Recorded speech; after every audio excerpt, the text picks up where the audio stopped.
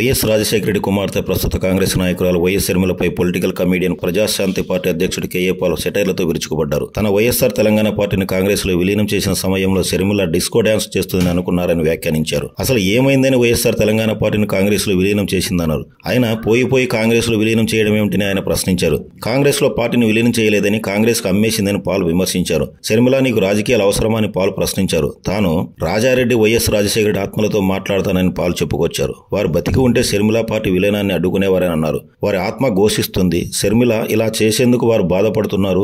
షర్మిల ప్రజాశాంతి పార్టీలోకి వచ్చి ఉంటే రాజకీయంగా గుర్తింపు వచ్చి ఉండేదని అన్నారు. రాష్ట్రాన్ని నాశనం చేసేందుకు షర్మిల కాంగ్రెస్ లో చేరారని పాల్ విమర్శించారు. షర్మిల వెంట మంగళగిరి ఎమ్మెల్యే ఆర్కే పిచ్చికుక్కలా పరిగెడుతున్నారని తీవ్ర విమర్శలు చేశారు. కాంగ్రెస్ లో తన పార్టీ విలీనం చేసినప్పుడు షర్మిల డిస్కో డ్యాన్స్ చేయాల్సి ఉంది. వైఎస్ చనిపోయిన ఆయన్ను సోనియా వదలడం లేదు.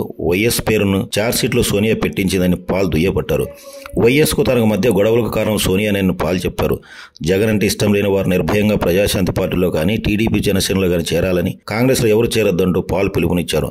ప్రజాశాంతి పార్టీని విలీనం చేస్తే ముఖ్యమంత్రి చేస్తానని లేదా కేంద్ర మంత్రి చేస్తానని తనకు ఆఫర్ ఇచ్చారని, అయితే అది ఏ పార్టీ అనేది తాను వెల్లడించానని పాల్ వ్యాఖ్యానించారు. వచ్చే ఎన్నికల 175 స్థానాల్లో ప్రజాశాంతి గెలిపించాలని ఆయన పిలుపునిచ్చారు.